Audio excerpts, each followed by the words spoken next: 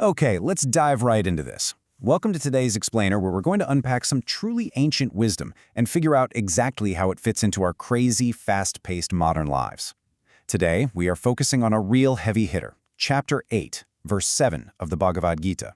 We're getting right to it because this single verse tackles a dilemma that honestly almost all of us face every single day.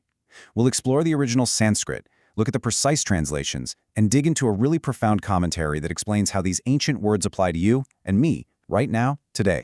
So here's the universal dilemma we're exploring today.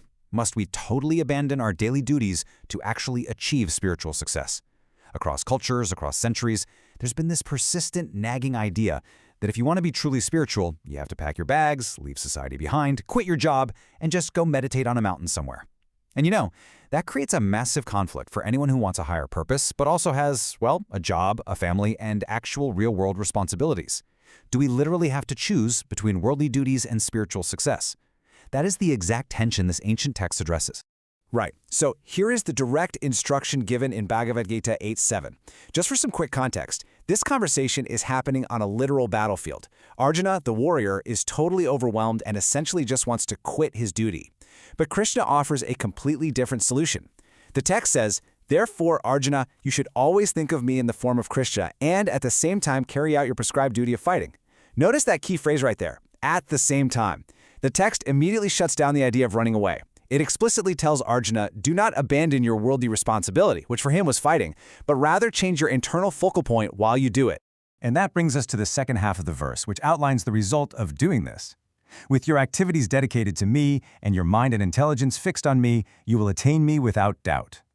The source material is making an absolutely massive, unequivocal promise here, without doubt. It lays out a very precise formula. It's not just about doing the physical action mindlessly, and it's not just about sitting quietly in an ashram thinking. It requires both. Your activities have to be dedicated externally, and your mind and intelligence have to be fixed internally. According to the text, it's that specific combination that guarantees ultimate spiritual attainment. Now, what's really interesting about this is how zooming in on the exact Sanskrit words actually bridges the gap between the mind and the body. Let's decode this ancient text a bit to see the exact mechanics of this simultaneous action. Let's walk through the actual phrasing. First up, we have sarveṣu kāleṣu, which translates to at all times. We're not talking about just on weekends or just during a 10-minute morning meditation, but continuously. Next is anusmara, meaning go on remembering me. That's your internal command. And finally, yudhya, which means and fight. That is the external physical command. The word cha simply means and or also. So the grammar itself literally links the internal remembering with the external fighting. You don't pause one to do the other. They are completely woven together into one continuous state of being. Think of it kind of like having a dual-track mind. On one track, you've got your physical duty. In Arjuna's case, that was yudhya, doing his prescribed duty of fighting on the battlefield. But happening concurrently, right alongside that on the other track, is the internal focus. This is anusmara, surrendering the mind and intellect, the active process of remembering. The source material is just totally dismantling the idea that material action and spiritual focus are mutually exclusive. It's telling you to operate on both tracks at the exact same time. Your body is doing the work required by your position in the world, while your mind is securely anchored in the divine. Now, obviously, reading a text from thousands of years ago is one thing, but figuring out how to actually apply it today, that's a whole different story. That is exactly where a purport comes in. A purport is essentially a commentary that explains the practical application and the deeper meaning of a text. Our source material here includes a purport by A.C. Bhaktivedanta Swami Prabhupada, the founder of the International Society for Kṛṣṇa Consciousness. Commentaries like this are an absolute game changer because they take these ancient battlefield instructions and explain how a regular person navigating the modern world can realistically practice them. So the crucial point is grounding this philosophy into everyday reality. The commentary lays out a few really important points. First, it explicitly states this instruction is for all men engaged in material activities, literally everyone. Second, do not give up your prescribed engagements. You don't need to quit your day job. Third, it introduces a highly specific practical tool, chant Hare Krishna, to engage the mind and intelligence. That's how you actually achieve that internal focus. And finally, by doing this, the text claims a person will free themselves from material contamination. It takes high philosophy and turns it into a totally practical method for today. Let's actually distill that down into a beautifully straightforward 3-step methodology based on the commentary. Step 1. Do not give up your prescribed duties. You stay exactly where you are in life and handle your responsibilities. Step 2. Think of Kṛṣṇa by chanting. As you are going about your busy day, you use the chanting of these specific mantras as the engine to keep your mind engaged spiritually. You're running that dual-track mind we talked about. Step 3.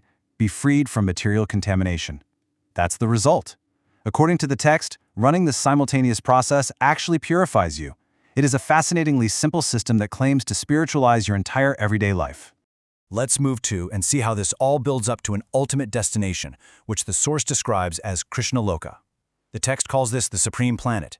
It asserts that by consistently following this process, doing your daily duties while internally chanting and remembering, you will be transferred to the supreme planet, Kṛṣṇa Loka, without a doubt.